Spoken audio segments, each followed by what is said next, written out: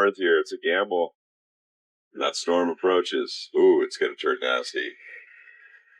Nowhere to hide. Nobody to save you. It's coming. For more than 10 years, Cornelia Marie was the soul of Deadliest Catch. Fans came to know it as the home of the tough yet beloved Captain Phil Harris, a man who lived and breathed the sea. When he passed, his sons, Josh and Jake, stepped up and promised to carry the torch. Viewers rooted for them. But in August 2022, everything changed. Out of nowhere, a buried court document surfaced online. At first, it seemed like just another old legal file. But as people dug deeper, it became clear. Josh Harris had been hiding something terrible for 24 years. A crime so disturbing and deeply unsettling that it shook fans to the core. Within days, Discovery scrubbed every trace of Cornelia Marie from its shows. Streaming platforms followed, yanking entire seasons almost overnight. So, what exactly did Josh do? The beginning. The Cornelia Marie was built in 1989 at Horton Boats in Bayou La Batre, Alabama. La Batre was a small, salty shipbuilding town with generations of craftsmanship behind every weld. Known for its hard-working yards and weathered builders, the town had launched hundreds of vessels over the decades, including shrimp boats, trawlers, and crabbers alike. But the Cornelia Marie wasn't just another job, it marked the end of an era. This was the final large-scale commercial build overseen by legendary shipbuilder Elmo Horton, a man whose name still carries weight in Gulf Coast maritime circles. With its heavy steel frame, wide beam, and long, sleek deck, the Cornelia Marie was built to thrive in the Bering Sea. It measured 128 feet from bow to stern and stretched 28 feet across the beam. With a draft of just over 11 feet, it sat deep and steady, cut from heavy steel and engineered to handle the punishing conditions of the Bering Sea. Everything about it was designed for endurance, from the reinforced hull to the sheer weight it carried. Below deck, it held real power. Twin Cummins QSK 19M diesel engines gave the Cornelia Marie the muscle it needed to punch through waves and outrun incoming storms. Each engine pushed 750 horsepower, enough to drive the vessel at speeds up to 14.5 knots, fast for a boat of its size and class. That speed mattered when the clock was ticking during short crab seasons. When others slowed down, this boat charged forward. The Cornelia Marie was built with fuel tanks holding 28,500 gallons and another 3,000 gallons of fresh water. It could stay out at sea for weeks at a time without needing to return to port, an essential advantage when chasing quotas in the brutal, evolving world of Alaskan crabbing. That kind of range turned it into a serious competitor. While other boats had to weigh fuel limits against crab numbers, this one could push farther and fish longer. Out on the Bering Sea, where every hour counts and storms can trap you miles from help, that self-sufficiency could mean the difference between profit and loss, or between survival and disaster. It cost $2.5 million to build, a massive investment at the time, but the gamble paid off. The Cornelia Marie quickly earned a reputation not just for its muscle, but for its efficiency, reliability, and ability to haul serious loads in the harshest waters on Earth. The name of the boat was something special in a way that set it apart from the rest of the fleet. Ralph Collins, the man who commissioned the build, didn't choose some mythological figure or poetic phrase like so many captains did. He named it after his wife, Cornelia Marie Collins. This was a recognition of partnership.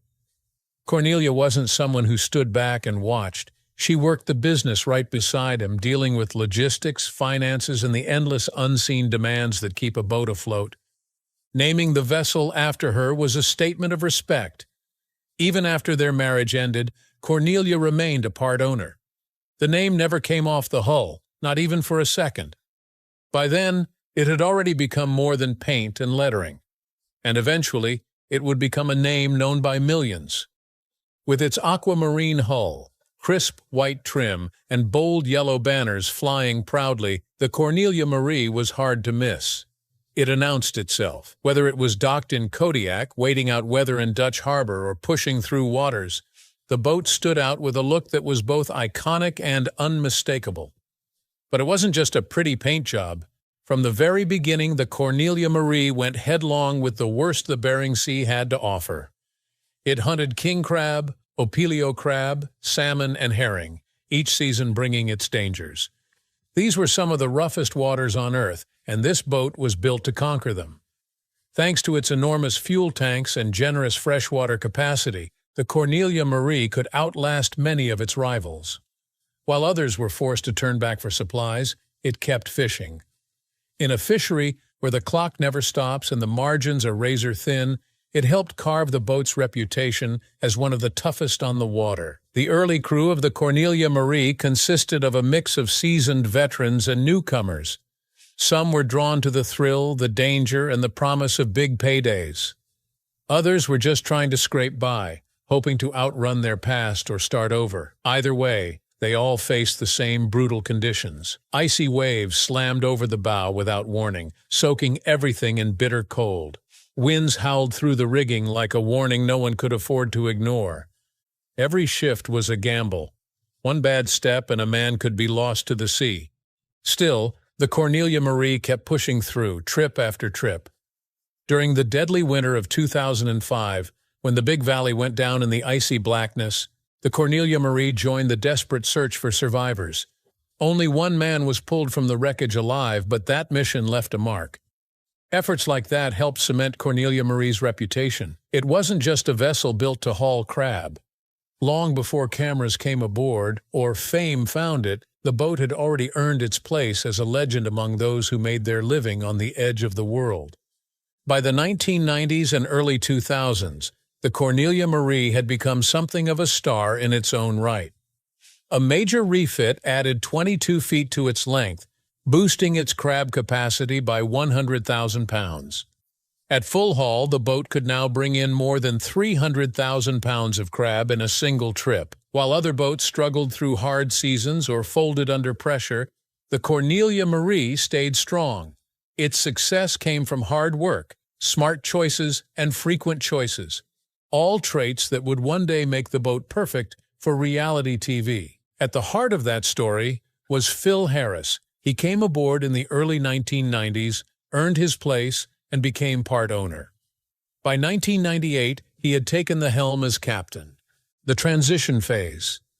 Phil Harris was tough as nails, demanding and fiercely loyal to his crew.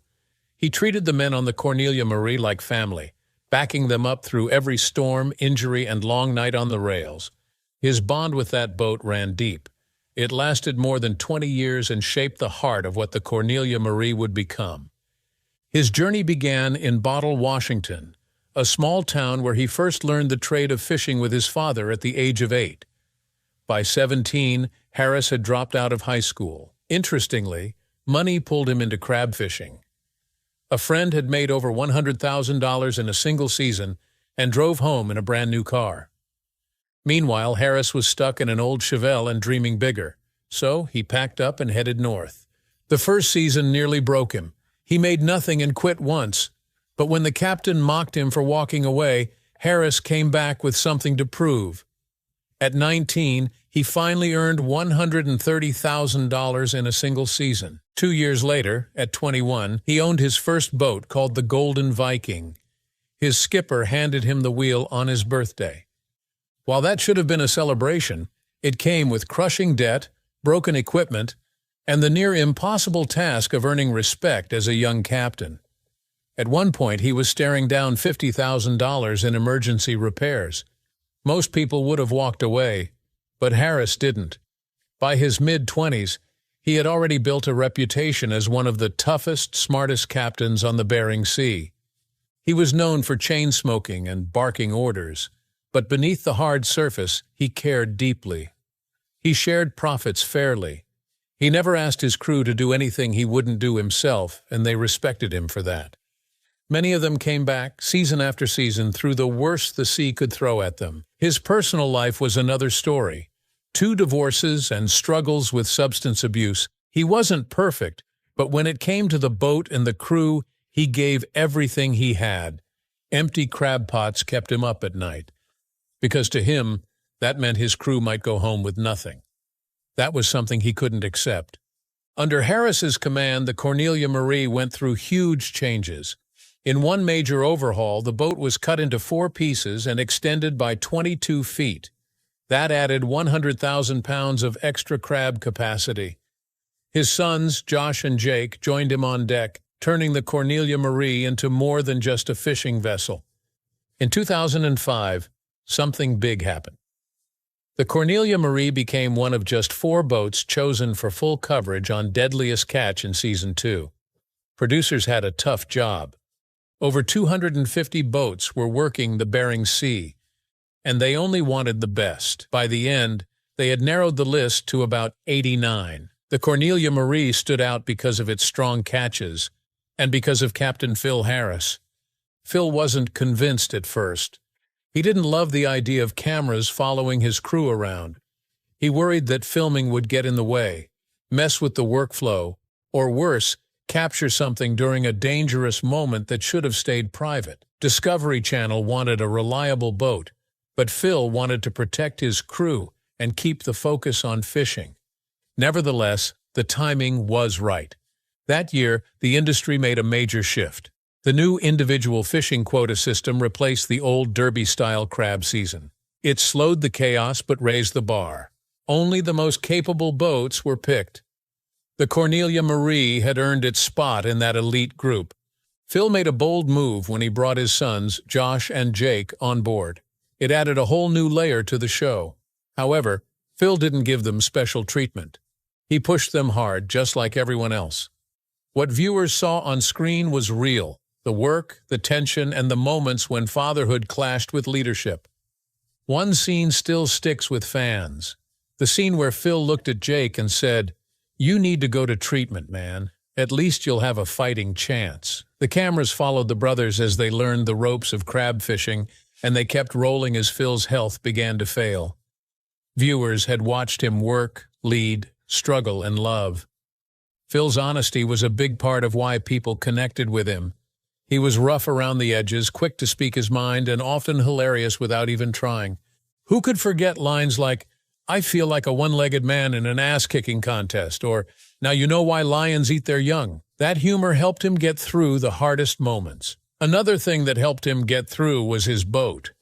The Cornelia Marie didn't look like the others. That bold mix of aquamarine, white, and yellow made it a brand. Fans bought hats, shirts, mugs, and even tiny model ships. People posted photos every time they saw it in port, like spotting an old friend.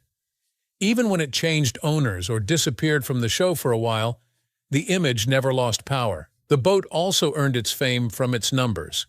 From the beginning, the Cornelia Marie hauled in big catches. In the brutal season of 2005, it was one of the top boats. Phil pushed hard, chasing storms, racing rivals, and staying out longer. The boat gave him the muscle to do it. At 128 feet long, it could carry nearly 300 tons of crab. That meant fewer trips back to port and more time pulling in pots. The results weren't just good TV. They showed the skill and grind of the crew. They showed how far Phil was willing to go. However, another story was playing out. Phil was larger than life, and so was his struggle with addiction. He wasn't only the skipper barking orders from the wheelhouse. He was the man with a cigarette always burning between his fingers. The show captured everything: the chain smoking, the endless pots of coffee, and the Red Bull cans stacked like fuel cells. It looked like part of the character, but it was slowly killing him. In 2008, Phil suffered a pulmonary aneurysm at sea. That should have been the turning point. Doctors begged him to stop. His crew and his sons begged him, but Phil didn't quit. He didn't quit smoking, the drinks, or the stress. In 2010, at 53 years old, Phil had a massive stroke. Unfortunately, addiction ran through the Harris family like a curse. The moment everything changed. On January 29, 2010, the crew was offloading crab when Phil suddenly collapsed. It was a massive stroke. His crew jumped into action, radioing for help. EMTs rushed in. St. Paul Island was so remote that the nearest major hospital was hundreds of miles away. They stabilized Phil, arranged a medevac, and flew him to Anchorage. His sons and crew were left behind, stunned as Phil was flown away, fighting for his life. The cameras captured every moment, every frantic radio call. It raised tough questions. Should such pain be shown to the world? Phil couldn't say yes or no. Discovery worked closely with the family. The Harris boys gave their consent. They wanted people to see the truth, to honor their dad. But it was a choice that still makes people uneasy today. At first, it seemed like Phil might beat the odds. He squeezed hands, he spoke and joked. Doctors couldn't believe it. Most stroke patients take months to reach what Phil did in days. However, a sudden brain bleed changed everything. Phil's condition became worse. His sons and friends stayed by his side. There was nothing left to do but say goodbye. On February 9, 2010, Phil Harris was gone. His ashes were divided, half placed in a Harley-Davidson gas tank with his mother's remains, the rest scattered at sea. The sea had always been his home. When the Deadliest Catch episode, Redemption Day, aired on July 20, 2010, 5.4 million people watched. It became one of the most watched episodes ever. Many said they cried right along with the Harris family. It wasn't just a show anymore. Phil Harris wasn't simply a captain. He became the heart of Deadliest Catch. Years after his death, fans still share his quotes online. They still wear shirts and hats with his sayings. His voice hasn't faded, and his spirit lives on. After Captain Phil Harris died in February 2010, his sons Josh and Jake faced a heartbreaking and nearly impossible task. They wanted to keep the Cornelia Marie in the family. However, they didn't have full ownership, and buying out the other stakeholders would cost more money than they could have imagined. The boat also required serious repairs, making things even more difficult. The brothers repeatedly attempted to secure loans. However, no one believed in them. Banks and investors saw them as too young, too inexperienced, and too risky. In addition, there were family tensions. Cornelia Marie Devlin, the woman the boat was named after and Phil's former business partner, owned a big stake. She didn't always see eye to eye with the Harris brothers. Negotiations were tense. For years, Josh and Jake fought to save their father's legacy. They had to prove themselves to their crew, the fishing community, and millions of viewers. It sometimes felt like they might never succeed. After Phil's death, the Cornelia Marie entered a troubled time. Derek Ray, an old friend of Phil's, stepped in as interim captain. His job was to honor Phil's wish that the boat's story continue on Deadliest Catch. However, Ray's leadership caused friction. He was strict. He clashed with the grieving brothers, especially Jake. Ray even accused Jake of using drugs on board and called the police to scare him straight. That moment stunned the crew and fans alike. The boat, once united under Phil, now felt divided. When the crab haul was poor, the crew came close to mutiny. They blamed Ray for not finding crab and for his harsh style. This period became one of the most painful and dramatic chapters in the Cornelia Marie's history. Finally, after years of struggle, Josh found a way forward. He teamed up with Casey McManus, a childhood friend who had grown into a skilled engineer and deckhand. Together, they raised the necessary funds. Josh bought 45% of the Cornelia Marie. Casey bought 5%. The remaining 50% went to two outside investors, each holding 25%. This deal gave them what they needed to overhaul the boat. They added new 750 horsepower Cummins engines and made other major improvements.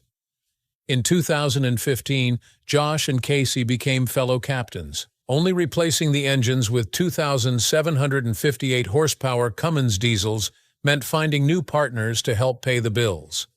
The expenses included crew wages, fuel, insurance, and repairs. Josh called it a black hole for money. Then the pandemic made things worse. Crew wages shot up to 10 times the usual rate. Every season felt like a gamble. One bad catch could mean disaster. The only way to survive was to take bigger risks, like hunting golden king crab in deeper, deadlier waters.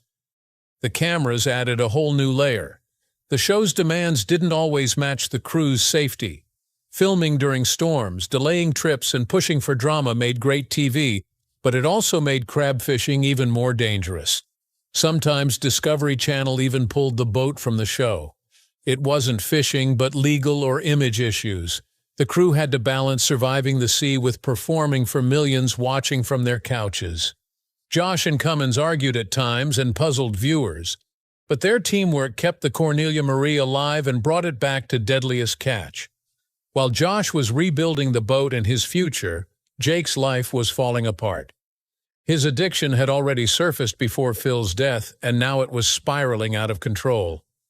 Millions of viewers watched the episode where Phil confronted Jake for stealing painkillers. Jake admitted he was an addict. Things only got worse after Phil was gone. Jake was arrested for DUI. Then, in 2017, he was arrested again for drug possession and car theft.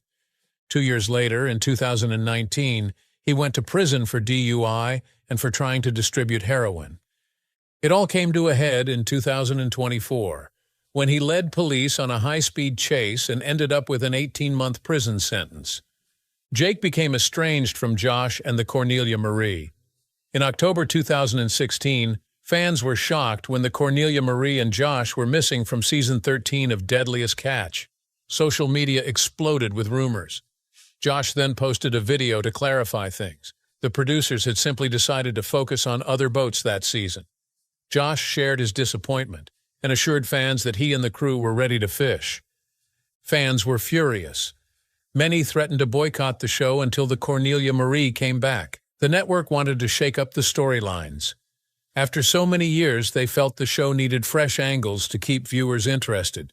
But for Josh and the crew, it was frustrating. Their lives and reputations were tied to the show. On top of everything else, the Harris family faced terrible health crises. At one point, more than one family member was in the ICU at the same time. In July 2024, Renee Harris had a massive heart attack. She needed a double bypass, spent a week in intensive care, and was on life support for days. Her heart stopped 4 times. Other family members struggled with strokes, brain bleeds, and medical emergencies. The stress was crushing, so they had to focus on survival instead of fishing or filming. Fans rallied around them, sent money and messages of support. Adding to the heartbreak was the loss of Captain Grant Harris, Josh's grandfather. After losing Phil, this second loss hit Josh hard. The pressure of living up to 2 generations of captains while facing his battles weighed heavily on Josh. He has been open about his struggles with depression and anxiety, but those losses also fueled his drive. So he chose to honor his father and grandfather by keeping the Cornelia Marie story alive. Through it all, the crew who filmed Deadliest Catch became more than just camera operators. They became like family. They faced the same freezing winds, dangerous seas, and sleepless nights. They saw the Harris family's most private moments, the grief, the victories, the heartbreak. Sometimes they had to step back during deeply personal times, but often they shared the chores, the meals, and even the tensions. When the Cornelia Marie returned in Season 14 of Deadliest Catch, fans felt a burst of energy. After disappearing in 2017, the boat's absence left many viewers heartbroken. When Discovery announced its return for the 2018 season, excitement exploded. Social media was flooded with posts, memes, and even petitions begging the network to keep the boat in the lineup. Ratings soared as viewers tuned in to see Josh Harris and Casey McManus at the helm. Fans wanted to see if the new generation could honor Phil's legacy. The joy and relief were clear.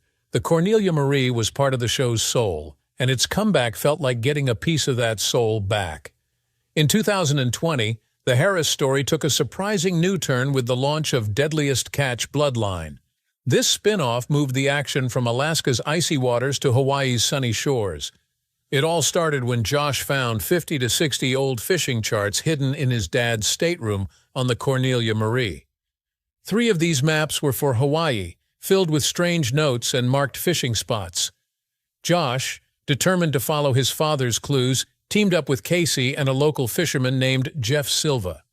Together, they chased the secrets hidden in Phil's maps. They weren't just after big fish like ahi tuna, worth as much as $2,000 each. They were uncovering a hidden part of Phil's past. Bloodline mixed fishing with a personal quest. As the Cornelia Marie continued to sail, leadership changes slowly became apparent. Casey McManus began taking charge more and more. While Josh faced personal and legal troubles, Casey stepped up to the challenge. By season 14, fans noticed Casey taking charge of the boat's operations and making key decisions. Behind the scenes, his skills kept the Cornelia Marie running smoothly and financially stable. However, Josh's role shrank even more when his dark secrets came out. The truth about Josh, the worst blow came in September 2022, when it became public that he had pleaded guilty years earlier to sexually assaulting a minor. Discovery acted fast. They cut all ties with Josh and removed Deadliest Catch and Bloodline from streaming platforms. Josh's reputation collapsed almost overnight. The bombshell first hit in August 2022, when old court documents surfaced online. Fans were stunned to learn that in 1998, Josh, then 15, had sexually assaulted a 4-year-old family friend's daughter. The case details were horrifying. DNA delays meant charges didn't come until the following year. In 1999, Josh pleaded guilty to a lesser charge and served 9 months in jail. He also had to complete 2 years of treatment. Many felt the punishment was far too light given the crime. For more than 2 decades, this dark past stayed hidden.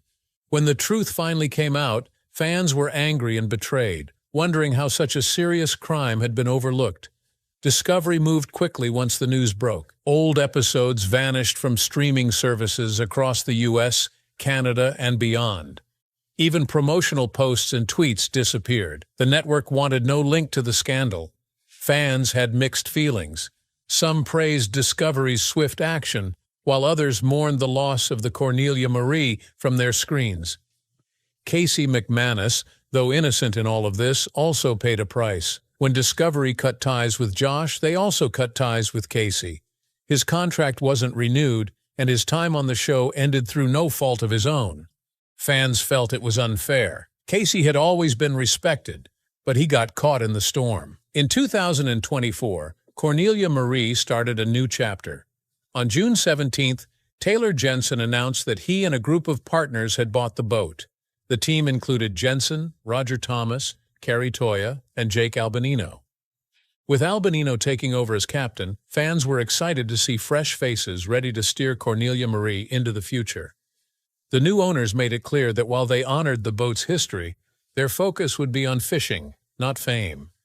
For the first time since Phil Harris's death, Cornelia Marie was free from the shadow of the Harris family. What do you think about that? Share your thoughts in the comments. Remember to hit the like button and subscribe. Before you go, click on the video displayed on your screen.